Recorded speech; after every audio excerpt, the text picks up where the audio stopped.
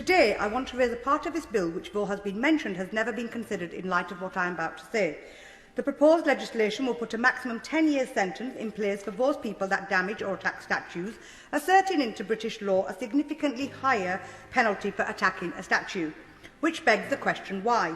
Why will a person be given a much more significant penalty for attacking a stone or an iron statue compared to if they were to damage a stone wall or an iron gate, especially because in their physical form they are identical, neither are alive, can't be injured or have their feelings hurt, and are made of the same elements. Yet for one, there is much more of a significance.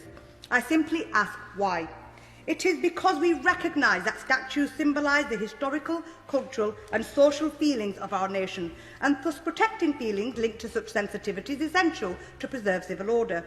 It is because, as the Justice Secretary told the Commons, this bill ensures our courts have sufficient sentencing powers to punish the emotional harm caused by this type of offending. Yes, you can go out, debate, discuss, disagree and even respectfully, vehemently oppose any historical figure.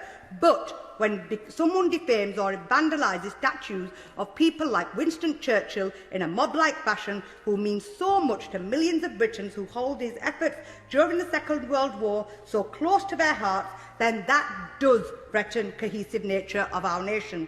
We cannot pretend that a Western liberal democracy like Britain does not consider feelings when it comes to such situations, whilst at the same time today passing a law through Parliament giving such importance to protecting statues based upon commemorative feelings. As a Muslim, Madam Deputy Speaker, for me and millions of Muslims across this country and quarter of the world's population that is Muslim too, with each day and each breath, there is not a single thing in the world that we commemorate and honour more than our beloved Prophet Muhammad, peace be upon him.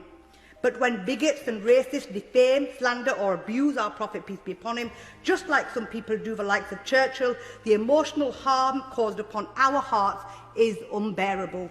Because for 2 billion Muslims, he is the leader we commemorate in our hearts, honour in our lives, and forms the basis of our identity and our very existence.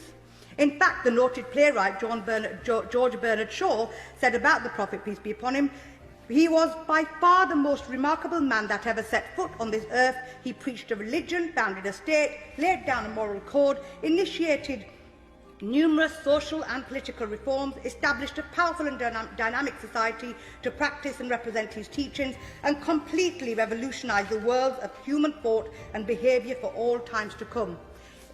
To those who say it's just a cartoon, I won't say it's only a statue, because I understand the strength of British feeling when it comes to our history, our culture and our identity. It's not just a cartoon, and they're not just statues. They represent, symbolise and mean so much more to us as human beings. To conclude, whilst this law will now protect civil order and emotional harm when it comes to secular and political figures such as Oliver Cromwell and Churchill, and does not necessarily for other figures that many people in modern Britain hold close to their hearts, such as Jesus, the Prophet Muhammad, peace be upon him, Moses, Ram, Buddha, Guru Nanak and many others, it does show that we recognise there is such a thing as emotional harm. And finally, we must ask ourselves, when striking the careful balance to protect such emotional harms, can there and should there be a hierarchy of sentiments? Thank you.